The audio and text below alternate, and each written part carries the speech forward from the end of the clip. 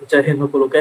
আপোনালোকে কমেণ্ট কৰি আছিলে যে যদি আমাৰ ওপৰত কোনোবাই কেছ দিয়ে, যিহেতু এতিয়া আমি ইণ্টাৰভিউ দিছোঁ, যদি মিছাকে হওক বা সঁচাকে আজি আপুনি যদি কিবা অপৰাধ কৰে, তাৰ কাৰণে যদি আপোনাৰ ওপৰত কোনোবাই কেছ দিয়ে বা আপুনি যদি অলৰেডি আপুনি জব কৰি আছে, তেনেকুৱা ক্ষেত্ৰত যদি আপোনাৰ ওপৰত কোনোবাই মিছা FIR দিয়ে বা আপুনি অপৰাধ কৰাৰ পিছতো যদি কোনোবাই কেছ দিয়ে, তাৰ কাৰণে কি কৰিব লাগিব, আপোনাৰ চাকৰিটো থাকিব বা আপুনি চাকৰিটো পাব নে নাপাব, তাৰ ওপৰত সম্পূৰ্ণ আজি ভিডিঅ' মই লৈ আহিছোঁ।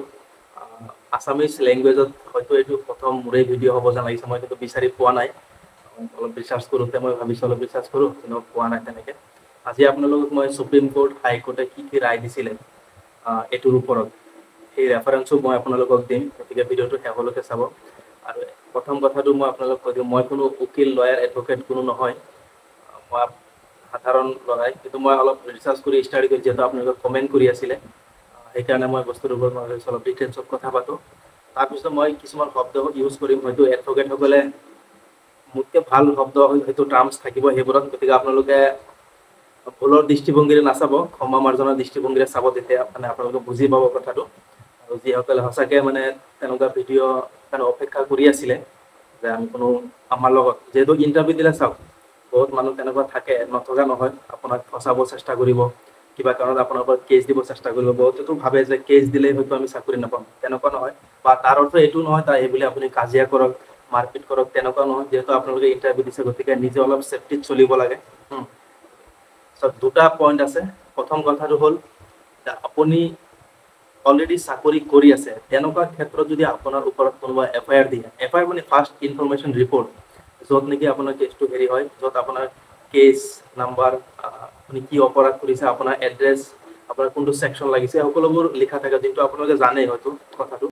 গতিকে FIR কি গম পালে, আৰু FIR যদি আপোনাৰ ওপৰত কৰে, আপোনাৰ চাকৰিত কিবা নেগেটিভ এফেক্ট কৰিব নেকি, নেতিবাচক কিবা এফেক্ট কৰিব নেকি, বা আপুনি চাকৰিটো নাপাব নেকি, তাৰ ওপৰত ভিডিঅ'টো চোৱাৰ আগতে মই কেৰালা হাইকোৰ্টৰ যিটো নেকি জাজমেণ্ট আছিলে, সেইটো আপোনালোকে ভালকৈ শুনিব।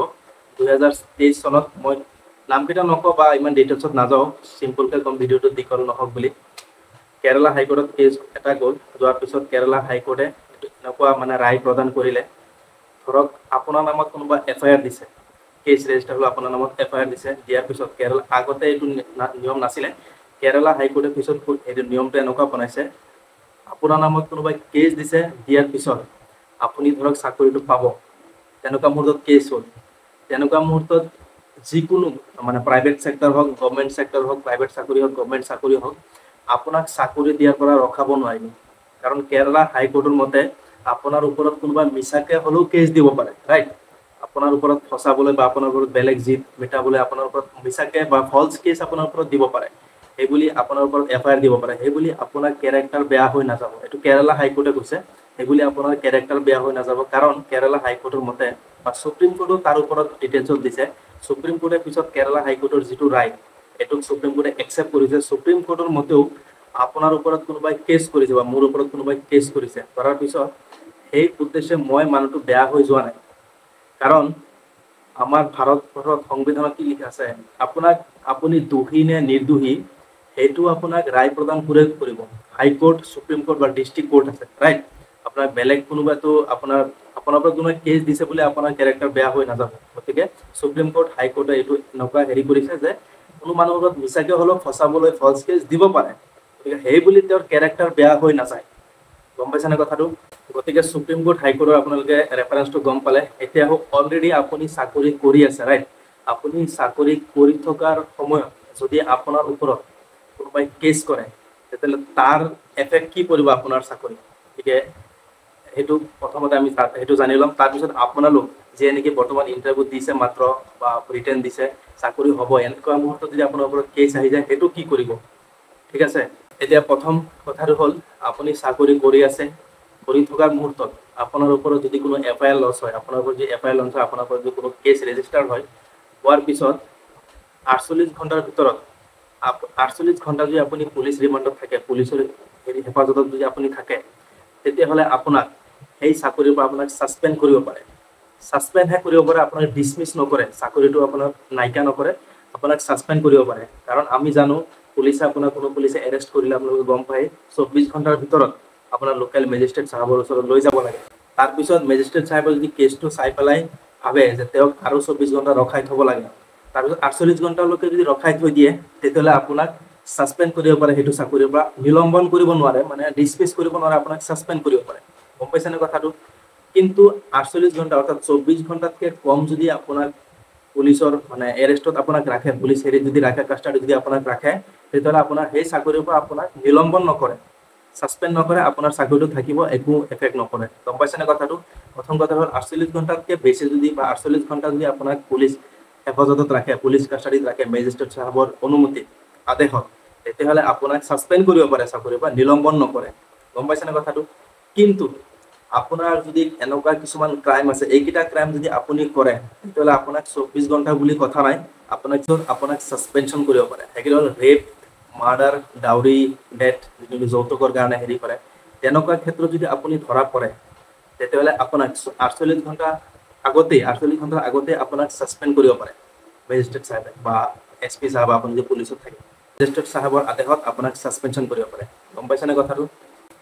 তাৰপিছত আপুনি ছাছপেনশ্যন হৈ গ'ল, তাৰপিছত ছাছপেনশ্যনৰ ডেট 3 মাহ থাকে, কাৰণ আমি সকলোৱে জানো 3 মাহ 90 দিনৰ ভিতৰত পুলিচে এই কেছটোৰ ওপৰত মানে ইনভেষ্টিগেশ্যন কৰি মেজিষ্ট্ৰেট চাহাবৰ ওচৰত এৰি দিব লাগে, মানে চাৰ্জশ্বিট দিব লাগে। এইটো আপোনালোকে চাকৰি থাকিলে গম পাব, চাৰ্জশ্বিট দিব লাগে, আৰু চাৰ্জশ্বিট দিয়াৰ পিছত সেই মানুহজন মুক্ত হয়, মানে ছাছপেনশ্যনৰ পৰা 90 দিনৰ ভিতৰত পুলিচে ক'ব লাগে, মানে ইনভেষ্টিগেশ্যন কৰি যে তেওঁ আচলতে গিল্টি হয়, মানে এভিডেন্সকেইটা দিব লাগে মেজিষ্ট্ৰেট চাহাবৰ ওচৰত বা জাজ চাহাবৰ ওচৰত, মানে এভিডেন্সকেইটা দিব লাগে। গতিকে কনফিউজনটো আপোনালোকৰ দূৰ হ'ল। তাৰপিছত আহি গ'ল আপোনালোক, বৰ্তমান যিহেতু আপোনালোকে ইণ্টাৰভিউ দিছে, আৰু আপোনালোকে ইণ্টাৰভিউ দিয়াৰ টাইমত বা এতিয়া যদি আপোনালোকৰ ওপৰত কোনোবাই কেছ কৰে, বা কোনোবাই যদি আপোনাৰ ওপৰত মিছাকে ফলছ কেছত ফচাই বা যি মানে ইণ্টেনশ্যনটো নহওক আপোনাৰ ওপৰত কেছ কৰে, আপুনিতো চাকৰিটো পাবনে? এইটো ডিপেণ্ড কৰিব আপুনি কেছটো আচলতে ক্ৰাইমটো কৰিছে নে নকৰিছে। কিন্তু আপুনি চাকৰিটো এতিয়া দিব লাগিব, কাৰণ কেৰালা আৰু সুপ্ৰিম কোৰ্ট হাইকোৰ্টে কি কৈছে আকৌ শুনিব। আপোনাৰ ওপৰত কোনোবাই কেছ দিছে, দিয়াৰ পিছত আপোনাৰ চাকৰিটো হ'ল, পুলিচ ভেৰিফিকেশ্যনত এনেকুৱা নহয় এতিয়া যে পুলিচ ভেৰিফিকেশ্যনত FIR ৰ ওপৰত ভিত্তি পুলিচ ভেৰিফিকেশ্যন আপোনাক নিদিব, তেনেকুৱা নহয় FIR ৰ ওপৰত ভিত্তি কৰিব। কাৰণ অলৰেডি মই ক'লোৱেই, সুপ্ৰিম কোৰ্ট, হাইকোৰ্ট বা ডিষ্ট্ৰিক্ট কোৰ্টৰ মানে তেওঁলোকৰ হাততহে পাৱাৰ আছে, আপুনি গিল্টি নে ইন'চেণ্ট, আপুনি দোষী নে নিৰ্দোষী, তেওঁলোকেহে ডিচাইড কৰিব। গম পাইছেনে কথাটো? আপোনাৰ চাকৰিটো হৈ যাব। কিন্তু যিসকলে এপ্লাই কৰাৰ আগতে ধৰক কিবা কেছ আছে বুলি তেওঁ গম পায়, মই গম পাই আছোঁ, মই এপ্লাই কৰাৰ আগতে কিবা কেছ আছে, আপোনালোকে লক্ষ্য কৰিবচোন, যেতিয়া আপোনালোকে ইণ্টাৰভিউ মানে চাকৰিৰ কাৰণে এপ্লাই কৰে, তাত FIR মানে লিখা থাকে আপোনাৰ নামত কোনো FIR আগতে মানে হেৰি হৈছিল নেকি। তেতিয়া আপুনি যদি তাত যদি আপুনি মেনশ্যন নকৰে, গম পাইছে, এপ্লাইৰ আগতে যদি আপুনি কোনো ক্ৰাইম কৰিছে আৰু আপুনি এপ্লাইৰ টাইমত যদি আপোনাৰ নামত কোনো FIR আছে বুলি মেনশ্যন নকৰে, তেতিয়াহ'লে আপোনাৰ চাকৰিটো হয়তো আপুনি চাকৰিটো নাপাবও পাৰে। কাৰণ আপোনাৰ গোপন তথ্য মানে আপোনাৰ তথ্য গোপন ৰখাৰ অপৰাধত আপোনাক চাকৰিটো, আপোনাৰ তথ্য গোপন ৰখাটো এটা অপৰাধ চৰকাৰৰ দৃষ্টিভংগীত। আপুনি যিটো ক্ৰাইম কৰিছে, য'ত নেকি অলৰেডি মেনশ্যন আছেই যে আপোনাৰ নামত কোনো FIR আছে নেকি, আপুনি যিহেতু মেনশ্যন নকৰে, আপুনি চাকৰিটো নাপাব পাৰে। গম পাইছে? গতিকে এতিয়া আপুনি ধৰক কিবা অজানিতে কিবা ক্ৰাইম আপুনি কৰিছে, আপোনাৰ নামত চাৰ্জশ্বিট হ'ল, কোৰ্টত আপোনাক মানে ট্ৰায়েল চলি আছে, আণ্ডাৰ ট্ৰায়েলত আছে, আপোনাৰ আণ্ডাৰ ট্ৰায়েল গম পায় নে, মানে কোৰ্টত এতিয়াও আপোনাৰ চাবিত হোৱা নাই আপুনি দোষ কৰিছে এনে দোষটো কৰা নাই, তেতিয়ালৈকে আপুনি ধৰক 10 অক্টোবৰত আপোনাক এপইণ্টমেণ্ট লেটাৰ দিবলৈ বাধ্য, চৰকাৰ দিবই, কাৰণ এইটো সুপ্ৰিম কোৰ্টৰ অৰ্ডাৰ, আপোনাক চাকৰিটো দিবই। দিয়াৰ পিছত 2 বছৰ পিছত, ফৰ এক্সাম্পল 2 বছৰ পিছত কোৰ্টৰ পৰা ৰায় আহিলে যে আপুনি গিল্টি, আপুনি দোষটো কৰিছে, তেতিয়া আপোনাক যিটো অপৰাধত আপুনি দোষটো কৰিছে, তাৰপিছত এইটো হাইকোৰ্ট, সুপ্ৰিম কোৰ্টে অৰ্ডাৰ দিব, আপোনাক কিমান দিনৰ জেল হ'ব বা কি শাস্তি হ'ব, এইটো হাইকোৰ্ট বা সুপ্ৰিম কোৰ্টে অৰ্ডাৰ দিব। গতিকে আপুনি চাকৰিটো বৰ্তমান পাবই, যেতিয়ালৈকে হাইকোৰ্টে এইটো ৰায় নিদিয়ে আপুনি দোষী নে নিৰ্দোষী, তেতিয়ালৈকে আপুনি চাকৰিটো পাব। আৰু পৰাপক্ষত আপোনালোক এনেকুৱা ক্ৰাইমত নাযাবই, য'ত নেকি আপোনাৰ যিহেতু এতিয়া ইণ্টাৰভিউ হেৰি আপোনালোকে দিছে অলৰেডি, বা যিসকলে BA পঢ়ি আছে বা হায়াৰ ছেকেণ্ডেৰী পঢ়ি আছে তোমালোকে দিবা, তেনেকুৱা যদি একো ক্ৰাইম নহয় যিটো নেকি পিছলৈকে এফেক্ট কৰিব, এইটো মই যিবোৰ ক'লো এইটো চব মিছা হ'লে তুমি বাচি যাবা, যদি সঁচাকে তুমি ক্ৰাইম কৰিছা তেতিয়াতো নাবাচা। হাইকোৰ্ট, সুপ্ৰিম কোৰ্টে তোমাক চাব, চোৱাৰ পিছত যেতিয়া তেওঁলোকে মানে তেওঁলোকৰ বিচাৰত এইটো উপনীত হ'ব, বিচাৰত যে ক্ৰাইমটো কৰিছা, অলৰেডি তুমি ফচিবা, আৰু তোমাৰ চাকৰিটো তেতিয়া নাথাকে। গম পাইছেনে কথাটো? আৰু ডিটেইলছত মই একদম সংক্ষিপ্ত আকাৰত ক'বলৈ চেষ্টা কৰিছোঁ, আৰু ডিটেইলছত যদি লাগে কুৱেশ্যন কৰিবা মোক, তেতিয়া মই আনচাৰ দিবলৈ চেষ্টা কৰিম ভিডিঅ' আকাৰে, বা মই কমেণ্টত ৰিপ্লাই দিম। গতিকে এনেকে ভিডিঅ'টো বেছি দীঘল হৈ যাব, গতিকে মই চমুকৈ ক'লো। আৰু কথাবোৰ হয়তো গম পাইছা আৰু ল'ৰ ভিডিঅ' মানে ল'ৰ কথাবোৰ অলপ কমপ্লিকেটেড হয় গম পাইছা গতিকে অলপ ভিডিঅ'টো দুবাৰমান চাবা তেতিয়া গম পাবা আৰু যদিও কিবা সন্দেহ থাকে মই আকৌ চামাৰি কৰি দিছোঁ অলৰেডি তুমি জব কৰি আছা তোমাৰ নামত এফআইআৰ হেৰি হ'ল হোৱাৰ পিছত যদি তুমি 24 ঘণ্টাৰ ভিতৰত তোমাক যদি মানে তেনেকুৱা মেজিষ্ট্ৰেট চাহাবৰ ওচৰত 24 ঘণ্টাৰ ভিতৰত পুলিচে লৈ যাব মেজিষ্ট্ৰেট চাহাবৰ যদি এনেকুৱা ফিল হয় যে ক্ৰাইমটো সঁচাকৈ কৰিছে বা বহুত ডাঙৰ হিনিয়াছ ক্ৰাইম হয় 24 ঘণ্টা তোমাক ৰাখিব আৰু যদি তাত বহুত হিনিয়াছ ক্ৰাইম হয় 24 ঘণ্টা বুলি কথা নাই 24 ঘণ্টাৰ আগতে তোমাক মানে সাসপেনশন কৰিব পাৰে গম পাইছা আৰু 24 ঘণ্টাৰ আগতে তোমাক যদি এৰি দিয়ে তেতিয়াহ'লে তোমাৰ চাকৰিটো সাসপেনশন নহয় হা আৰু 24 ঘণ্টাতকৈ যদি বেছি ৰাখি দিয়ে 48 ঘণ্টা সাসপেনশন হ'ব আৰু যদি বহুত ডাঙৰ ক্ৰাইম কৰিছা 48 ঘণ্টা বুলি কথা নাই তোমাক সাসপেনশন কৰি দিব পাৰে মেজিষ্ট্ৰেট চাহাবে গম পাইছা আৰু সেকেন্ড কথা তুমি অলৰেডি ইন্টাৰভিউ দিছা বা ইন্টাৰভিউ দিবা গতিকে তোমাৰ নামত এফআইআৰ হ'ল তেনেকুৱা ভয় কৰিবলৈ নালাগে কোনোবাই যদি মিছাকৈ হেৰি কৰিছে কোৰ্টত উকিল ধৰিবা উকিল ধৰি তুমি প্ৰমাণ কৰিলা তুমি গিল্টি নহয় তেতিয়া তোমাৰ চাকৰিটো দিবই এতিয়াই দি দিব কাৰণ চোৱা কাৰণ তুমি আজি এপ্লাই কৰিছা ঠিক তুমি এপ্লাই কৰাৰ পিছত কোৰ্টত কেছ চলি আছে কোৰ্টত আমি জানো অলপ লেটকৈ ৰায় প্ৰদান কৰে অলপ দিন লাগে টাইম লাগে গতিকে 5 বছৰ পিছত কোৰ্টৰ পৰা আহিল যে তুমি নিৰ্দোষী 5 বছৰ পিছত দেখোন তোমাৰ এজে যাব তোমাৰ বয়সে যাব এপ্লাই কৰিবলৈ বা হেৰি মানে তোমাৰ যিটো এতিয়া যিটো জোচ বা হেৰি আছে সেইটো নাথাকিব দেখোন 10 বছৰ পিছত যদি কোৰ্টৰ পৰা ৰায় আহে তোমাৰ বয়স এতিয়া 25 10 বছৰ পিছত হৈ যাব 35 গতিকে তুমি কেনেকৈ এপ্লাই কৰিবা গতিকে সেইকাৰণে চাকৰিটো দিব 10 বছৰ পিছত যদি ৰায় আহে তুমি গিল্টি কোৰ্টৰ পৰা যিটো তোমাক মানে শাস্তি দিব সেইটো তুমি ল'বলৈ বাধ্য আৰু যদি কিবা জানিবলৈ আছে প্লিজ কমেণ্ট কৰিবা আৰু মই কৈছোঁ নহয় মই কোনো এডভকেট লয়াৰ নহয় তোমালোকে ভালকৈ কথাকেইটা শুনিবা ক্ষমাৰ মাৰ্জনাৰে চাবা ভুল ধৰা দৃষ্টিভংগীৰে নাচাবা থেংক ইউ